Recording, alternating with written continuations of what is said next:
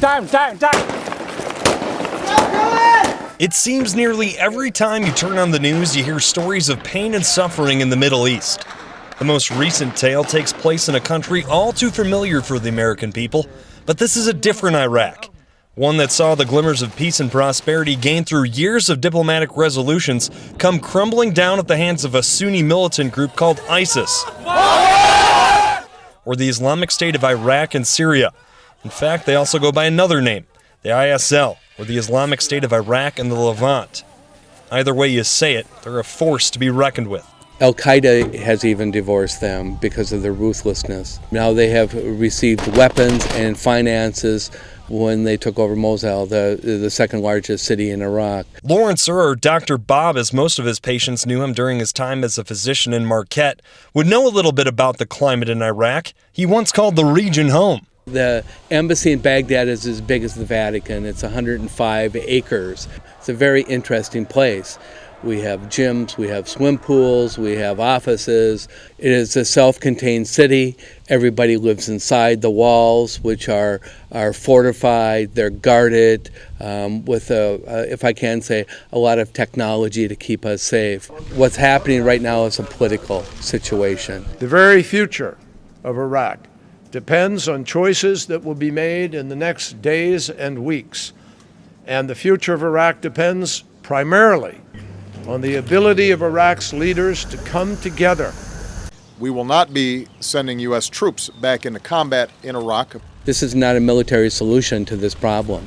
This has to be a diplomatic solution. And I think a lot of people want the United States to do something, and I think they are. The game right now is a diplomatic solution in the hands of Iraq. The Americans that are there do need to be protected. And cared for. That's where Dr. Bob comes in. He is one of 65 foreign service doctors in the world. His health unit, which is comprised of 10 to 13 employees, provides first-class medical care to the men and women fighting to stave off a potential transition into an all-out Islamic state. I take care of the diplomats, so if somebody comes in with a broken arm, I fix it. Somebody comes in a heart attack or a stroke, and we're actually able to care for it and evacuate them. Somebody comes in with stress reaction from, let's say, all the security issues, and they can't handle that, and we're able to counsel them, reassure them, maybe medically evacuate them, or keep them there.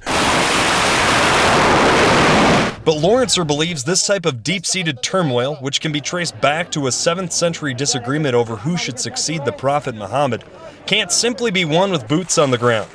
He says it calls for more than just military action and the medical care he can provide. It requires what we still call people-to-people diplomacy. As the doctor, you still reach out. So when we talk about having meetings with the Minister of Health for the country, meeting with the Director Generals of certain departments, meeting with some of their students that one day may become their Minister of Health, there's where you get a satisfaction of showing them the American ideals, what we stand for, what we believe in, and maybe 10 years from now, that person will be one of the world's leaders. That person may be able to stop this ISIS. That person may believe in their human rights of, say, equality and democracy and justice instead of dictatorships, instead of we'll give some a lot and others nothing. Maybe that people-to-people diplomacy will pay off 10 years from now, 20 years from now. I may not see that, but my children and my children's children may see that. And our whole goal of being in the Foreign Service is it is a duty, it is a passion, it is vocation, is try to make a world a safer place. Which is more important now than perhaps ever before. A Human Rights Watch analysis shows that ISIS conducted a mass execution of between 160 and 190 civilians between June 11th and June 14th.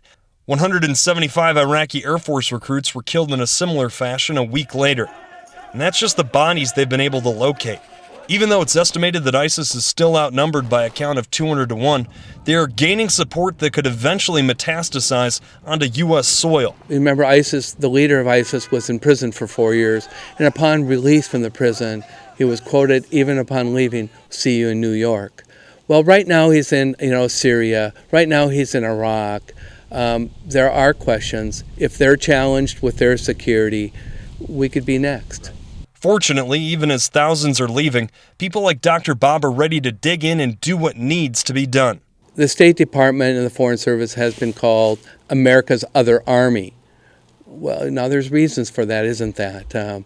We have defense and we have diplomacy. I'm on the diplomacy side. But the diplomacy wouldn't work without defense, and defense would not work without diplomacy. And those are the 2 Ds of security and prosperity. For ABC 10 and CW5 News Now, I'm Rick Tarsitano.